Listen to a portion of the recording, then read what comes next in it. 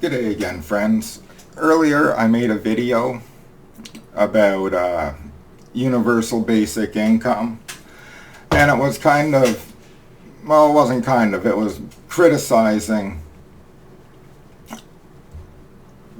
how the basic income movement is playing out, and indicated that it's not going to work.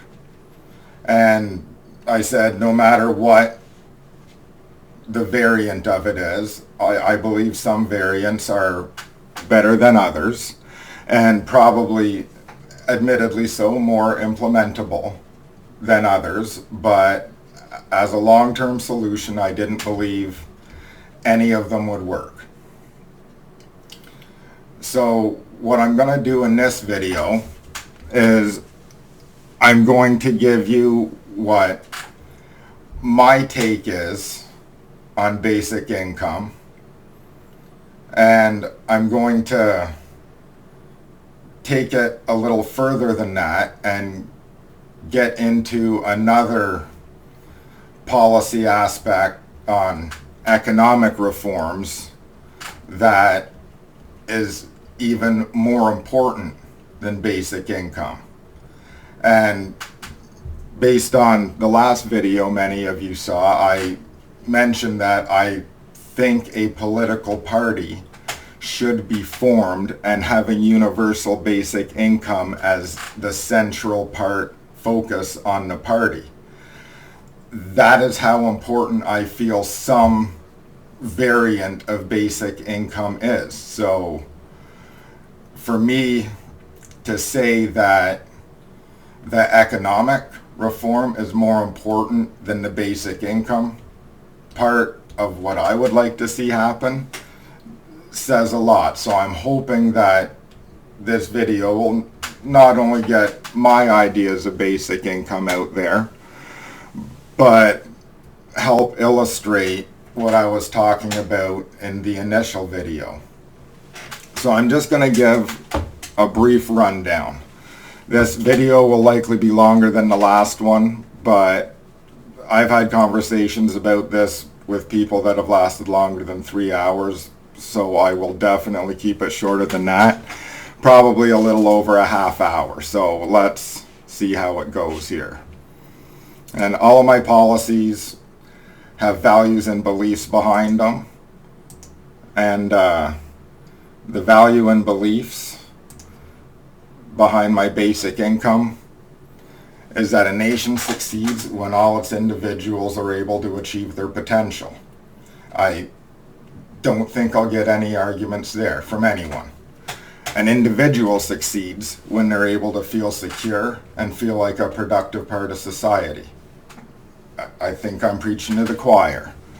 Productivity, education, and opportunity are key factors that promote innovation, and innovation is what drives economies.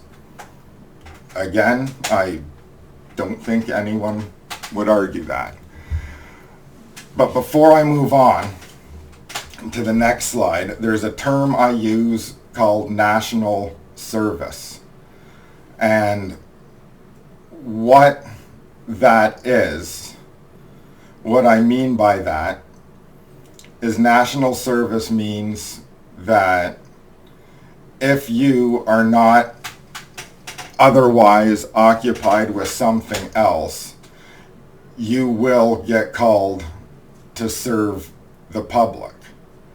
For example, if a flood area is happening and you're unemployed at the time, or just doing something part-time and you do have the time and the capability of helping out, then you will be transported to an area that needs, in the case of a flood, sandbags filled or sandbags stacked. There is a productivity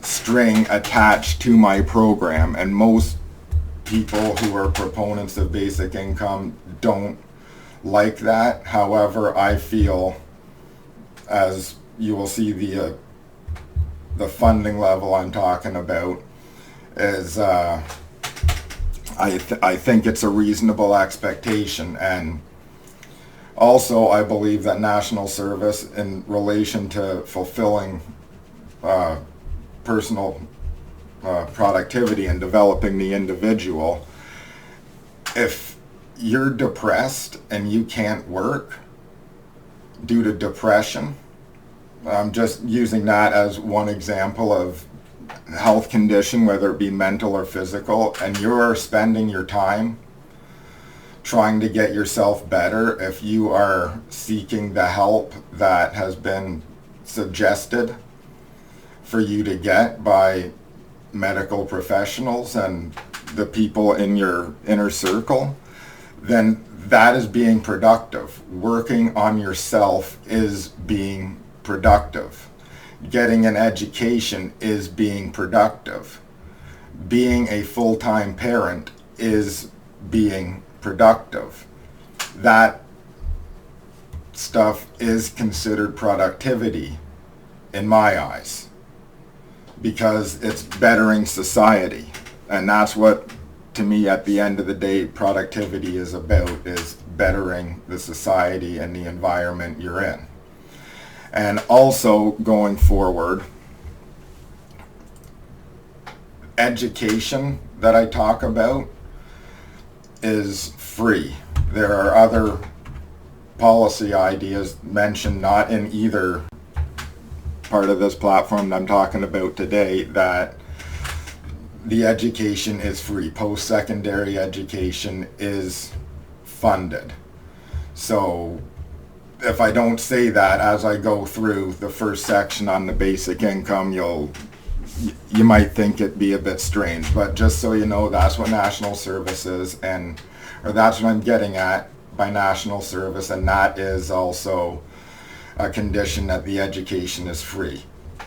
So the platform is basically that all high school graduates must go into national service for a minimum of 3 years. And the education, the free education, is also part of national service. So when I say national service for a minimum of 3 years, that is also, you are required to go to post-secondary education for a minimum of 3 years. Now, that could be any, as it says in the next point, during this time the high school graduates shall be given the opportunity to earn their choice of multiple college certificates, a certificate and a diploma, or a 3-year university degree. So you're coming out of this 3-year period, hopefully fully able to become a productive, employable member of society. And you are also coming out of the program with no school debt and hopefully no other debt, because you've also been receiving the basic income part of it, which the details are in a few other slides. We'll get to that. And also, that's for the people coming out of high school. All new Canadians aged 18 plus must also begin their citizenship with the 3 years of education and national service. That can be fast-tracked if the person is coming in on a qualified job. For example, we get doctors coming into the country. We're not going to make the doctors come in and go through with that. That is not going to happen. However, if they are uneducated or need help with English or need help with anything that can help them adjust to Canadian society, we're not only going to provide them with the education, but we're also going to use that time to make sure that they are getting what they need to enter Canadian society. And yes, they will be getting paid the basic income while they do that. And for the new Canadians and students, if they choose to get a job during this time as well, that is fantastic. They're free to do that, but the national service, including the education, comes first.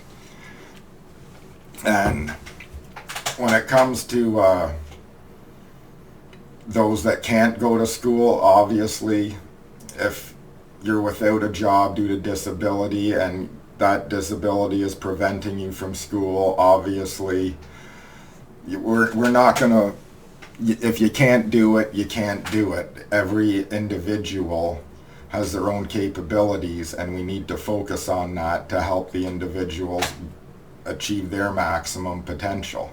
And we need to understand that not all people have the potential to be well incorporated into society. And for the foreigners coming over as students, we don't want them, because everyone in Canada gets the basic income, we don't want them coming in, taking their basic income and free education, although I would imagine the institutions will still charge the international student fee, but basically free education, get paid to do it, and then hightail it back to their country. So to mitigate that, if you come over to Canada and study and participate in the basic income, we want you to stay in Canada and be a productive member of the Canadian workforce for at least 1.5 years for every year you come over and study. So if you come over to take a 2-year college diploma at one of our many great colleges, you are going to be staying here for a total of 5 years, because the 1 to 1.5 ratio is 2 years of schooling and then 3 years contributing to the workforce. And we also do that because we're hoping that when you come over here to take advantage of what we know to be a good education, that you stay here permanently. And if you're here for 5 years, as far as I see it, you're probably going to love it in Canada, so you're probably going to be more motivated to stay in Canada. And that also means that the people who are coming over here to take advantage of our best teachers in our best schools and taking the higher end degrees are going to be here for potentially 10 years or longer, which is a tremendous boost to Canadian innovation. And as always, though, retirement age is retirement age. So once you get too old, you don't have to be productive anymore. You don't have to retrain if you're out of a job.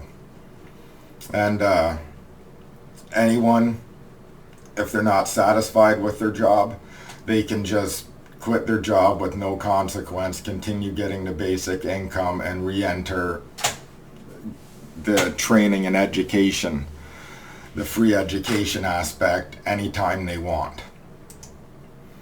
And the financial part of it, the basic income, is all people, everyone, the rich, the poor, the workers, everyone, as soon as they graduate high school or turn 18 and old enough to become trained and qualified for anything, as soon as they're an adult, they get $31,200 a year, paid out in bi-weekly totals, just like a regular paycheck.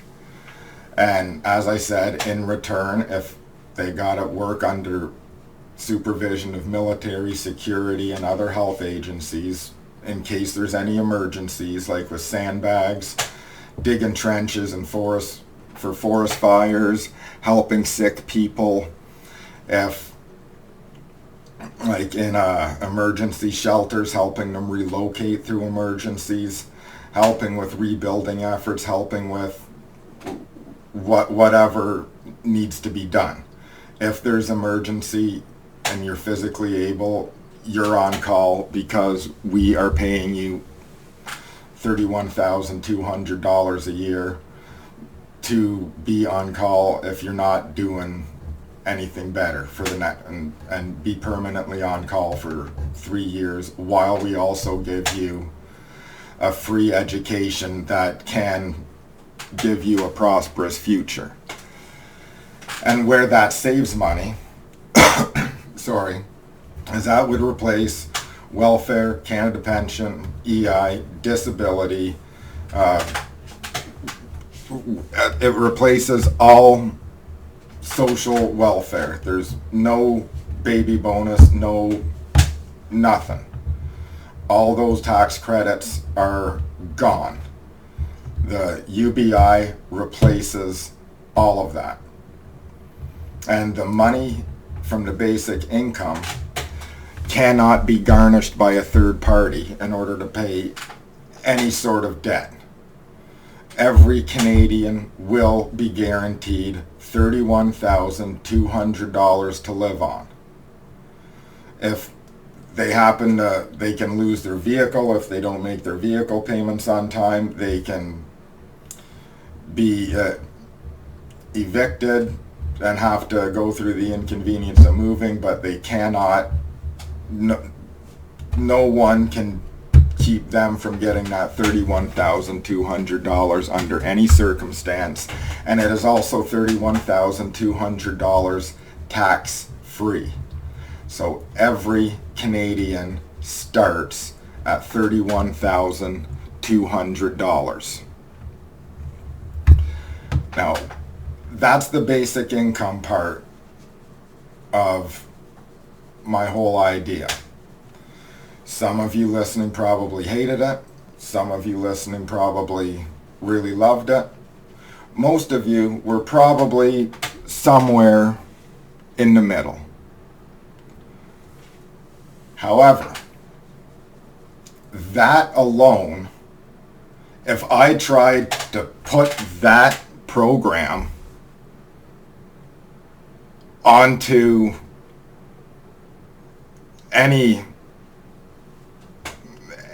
into any province right now, if I tried to implement that anywhere in Canada, it wouldn't work. It absolutely would not work. In fact, it would be a disaster. It would be a total disaster. The system we operate in, and right from taxation to the, mostly our taxation is not set up for that. We would lose money hand over fist. We would get into unfixable debt, and it would be a complete and total disaster. And I can see that. Like, I think I created that idea, so obviously I think that is the best way to go about basic income. And I know that if I tried to put that into policy today, with all the rest of the policies that are currently in place in the government, that would fail miserably. So, in order to get that to work, we need serious economic reformation. And so I'll explain that. And the values and beliefs I have behind that are that inequality cannot continue to grow without consequences. That goes along with the basic income thought. Poverty is not due to a lack of quantity of money in Canada. It's due to an irrational distribution of money within Canada. Again, that goes with the basic income philosophy. Every working Canadian has the right to financial security. We can all agree with that. And here's where some of us start to differ likely. Taxation can be used as to reward personal and corporate spending habits if the tax rate starts high and deductions are given for nationally responsible spending behaviors. The finances and resources are available in Canada to have a society where there are no impoverished people and there are still multimillionaires. That's another thing I think we can all agree upon. And the last thing, which isn't really relatable to the UBI movement at all, is that municipalities ought to operate with more autonomy and given more financial freedom. You will see what that is about when I go through my ideas for economic reformation.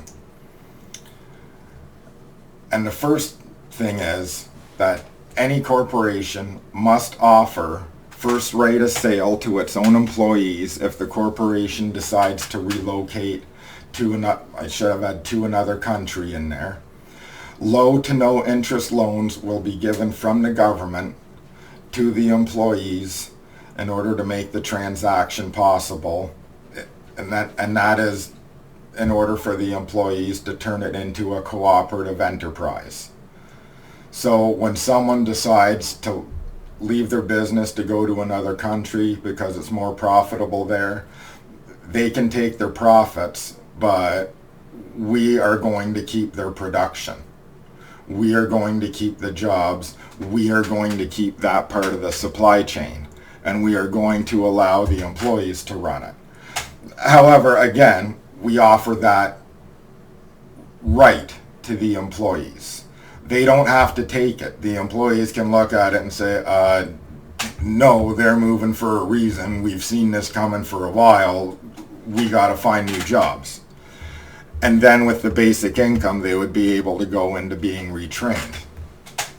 And in order to do that, we would need to create a fund to stimulate cooperative business, obviously. And that goes in hand with promoting cooperative solutions to supply chain issues. If it's not being done in Canada, and if we can do it in Canada, we should be doing it in Canada. So then if we have to, as this pandemic has shown us, if we have to close borders down, it doesn't matter. Everything is still in Canada. It'll be a bump in the road, but it won't be the plane crashing into the mountain. It's a little bit of a safer analogy and a little bit of a safer way to run a supply chain. And the next point is we all have to deal with a 5% GST. I would like to see that one of the 5% that goes to the federal government from the GST gets diverted from the federal government and given directly to the municipality that has generated that tax revenue. And that's for numerous reasons. One is that I believe that municipalities should have more financial freedom and should have more autonomy, and that would give them the financial freedom to be more autonomous. The amount of times I see local councillors in my area and local councillors everywhere having to wait to see if they can get funding approved from either provincial governments or federal governments to do projects. And if we can give them, the municipalities, more money, they will be able to proceed with those projects in a way that doesn't require approval or funding from the other branches of government. And I think we can all agree that that's a good thing. And also, when it comes to spending, municipal governments are the branch of government that is the most highly mandated to stick to a budget. I think just it makes financial sense, I think, that we should be giving more money to the people that are mandated to be the most responsible with it. And also, we're giving more money to the people that directly know the needs of the Canadians in those areas. So they are the most aware of how to spend the money to fix the problems in their region. So not only will it get spent more efficiently, but that money would get spent more effectively, and the more often we can do that, I think the better we're going to be. And we create this gets into tax breaks. We create some form of system. It would have to involve digital infrastructure, but that goes in with, I have a section in my plan called the Canadian Connected Initiative, and there's a bunch of stuff in that allows for this. But we need to create either a digital system or some sort of system that allows us to figure out how much Canadian content people are using in their day-to-day lives. And we need to reward people for using Canadian supply chains in their homes, buying Canadian products. Basically, we need to reward people for using Canadian services, and we also want to reward people for making personal spending decisions that are good for the taxpayers as a whole. So if you're making decisions all the time with your money that are indicating that you are living a healthy lifestyle, i.e. food purchases and gym memberships and stuff like that, then that's showing that you're doing what you can to be less of a burden on the system. So stuff like that ought to give you a tax break. And I'm not sure exactly how to go about that. That, I will admit, that is one loose point, because I'm not exactly sure how to go about that. But either way, we need to create a taxation system that rewards positive personal behavior and rewards people who make choices that support Canadian businesses and reduce the cost of government-funded programs. Basically, we need to figure out a way that allows for our system of taxation to benefit those whose financial habits benefit Canada and fellow Canadians. And I would suggest that the maximum personal tax credit would be 20% off of the total amount of taxes that you've been deducted. But we would have to figure out a way to vary that depending on how much you do. But that's an area of uncertainty, but that is the general direction we would need to go with that. And here's what I think when I said raise the taxes to start high. This is what I think the income bracket should look like here. I'm not sure if, hold on, I'll do that there. You can see that a bit better now. As you can see, every single income bracket is doubled, at least doubled. Some, the income bracket has darn near tripled. So what I mean by a maximum of 20% deduction is, say, 40% of $50,000 of your first $50,000 would be roughly $20,000. You could get back 20% of that. If you were a perfect model citizen, buy everything Canadian and keep yourself in good shape and do all that good stuff if you're a model Canadian. But you see, I add way more tax brackets, and the important bit about it is it gets progressively higher as it goes up.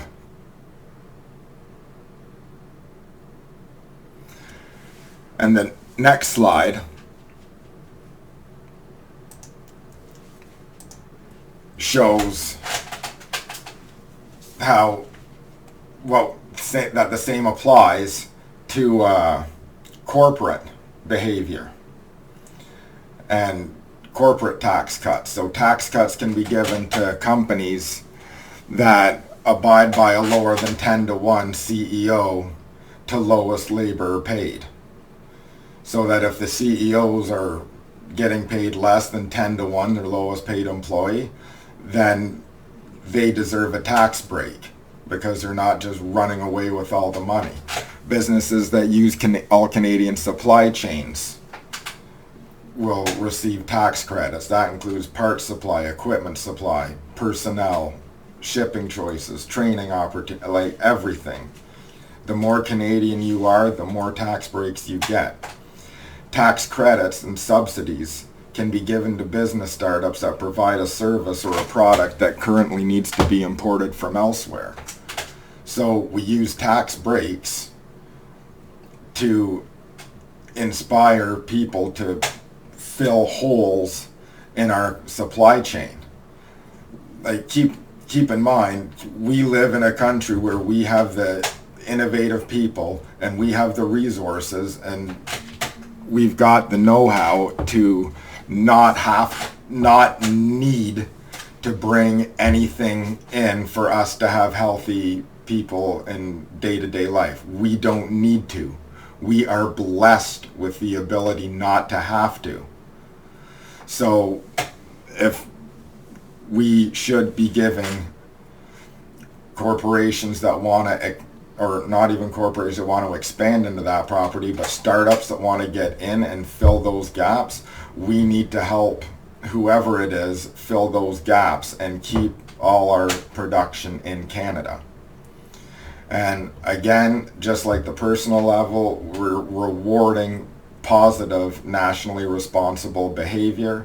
And just like with the individual tax rate, the corporate tax rate, the most you can get chopped off is 20% of the total taxes you spend. And any budgetary surplus, because I figured it out and there would be a budgetary surplus under that, we put against the debt. Now, I know that the debt is not the most important thing in terms of the economic side. However, what erasing the debt does is it improves our standing in the world so that we can get more people investing money in us, and it allows us, again, with a better standing in the world, and even more importantly, because of that better standing in the world, it allows us to invest in other countries more. So instead of being a country that relies on foreign investors to come into Canada, we will be able to do it domestically with the companies we have in the country and with startups to invest in ourselves, and we will also be able to do more foreign investment of our own and bring more money into Canada that way. And that is hinged on largely perception and trust. And the sooner we can eliminate the debt of our nation and the debt of our provinces, the sooner we can better our perception and better our trust with other nations, and particularly the financial sector in other nations. And then once we do that, we just go full bore into research grants, education, and expanding healthcare. And that's the last point in the slide. I kind of put this one in the wrong section, but we need to do something about pharmaceuticals. Like, we need to alter patent laws or trade agreements in order to make it so that we do not keep the cost of new medications, I'll say, artificially high, because in my opinion they are way artificially high for new drugs, and make it so that we can get drug prices cheaper, faster. There is no reason in my opinion, other than greed, that goes on, and we need to ensure that our laws are not taking advantage of scarcity, of artificial scarcity, because of very real profit in the pharmaceutical industry. We cannot have forced scarcity in any field that saves the lives of Canadians, and that whole idea just bothers me, and it's insane. I also realize, I should put that in another sector. I don't know why that's in there. That should have been under social reforms. But the point is that my basic income idea can work in that world. My basic income idea cannot work in today's system. It can't. It blows up and it dies. However, with those economic reforms, that is a necessity. So even though, like I said, all my ideas, and if I got into all the other ideas listed in here, like I skipped 3 sections just to get to there, I'd be talking all night. But the fact remains that even though everything in my entire little policy handbook goes through the basic income, national service, productivity model, that major focal point, that through point, is not possible without those economic reforms in place. Those economic reforms are doable without the basic income. However, again, this goes through the passing point of basic income. I don't think any of those economic reforms are possible without the promise of a basic income to stabilize the economy. Like, they go hand in hand, however, not hand in hand to the point of finality, because U.B.I. can't exist without the economic reform, but the economic reform can exist on its own and can spawn other ideas. However, the best way to stabilize that new economic system, those new economic reforms, is with a U.B.I. Basic income is the best way out there to do lots of different things. However, it can't work under certain systems. And this is just an example of that. That my basic income, which I feel is good, won't work in today's system. However, it works perfectly with that new system. And that was the point I was making. There has to be a drastic reformation of the system in order to get basic income to work. And the basic income variants that seem to work within this system and seem to be gaining the most momentum are variants of the basic income system that can be easily dismantled afterwards by a change of heart, as I alluded to in the first video, by the next austerity-driven government that comes into power. Because it's very little, it's a more lower scale variant of the basic income program. With what I like about mine is there's nothing small scale about it. And it's very hard to go back on that once it's put in place. But because of the scale of it, there's absolutely no way it can fit into today's system.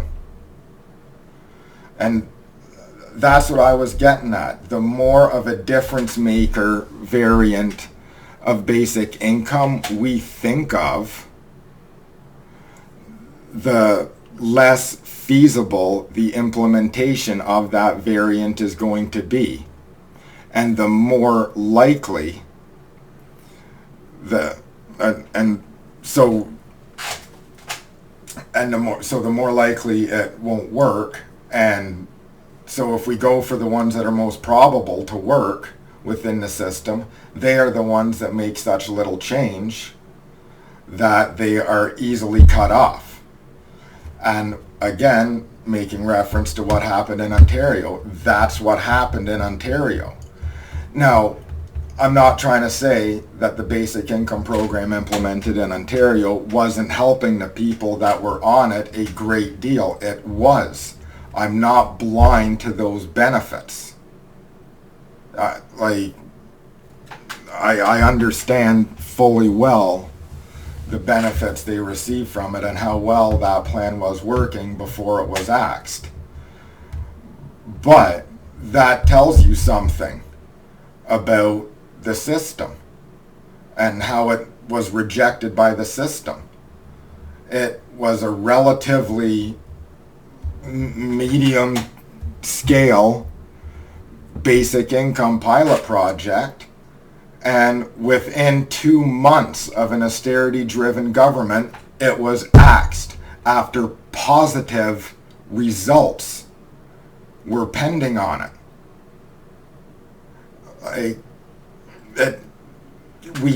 That's why I say the system needs to change. We cannot implement a highly functional, high scale basic income program without a dramatic system overhaul first. And which is why I believe we're barking up the wrong tree as U.B.I. workers trying to get a semi-functional low-scale variant implemented without first establishing our own party and addressing the economic issues that are preventing our idea of a U.B.I. from realizing its full potential. Because I understand that if U.B.I. can't be implemented in a way that realizes its highest scale potential, the likelihood of it lasting is very slim. And that is why I really think we need to be attacking this issue from the center and get into the political side of it instead of just soliciting. Like, don't get me wrong, there are some good ideas coming out of it, but if we're, again, any basic income that we throw on top of our current economic system is pretty much doomed. Not right out of the get-go, but I don't see any long-term viability in it. And like I said, that is including mine. That is including my idea of basic income. If I tried to put that into play, then it would be doomed. It would be absolutely doomed. And it's the system that needs to be addressed. And once we address that, then we can fully realize the potential of basic income. And that is what we want to do. So hopefully we can continue all the hard work we are doing, and that we can get a basic income that fits everyone after we establish an economic system that can fit whatever variant of basic income we find is suitable to allow the maximum amount of Canadians have financial freedom and establish a good life. Thank you.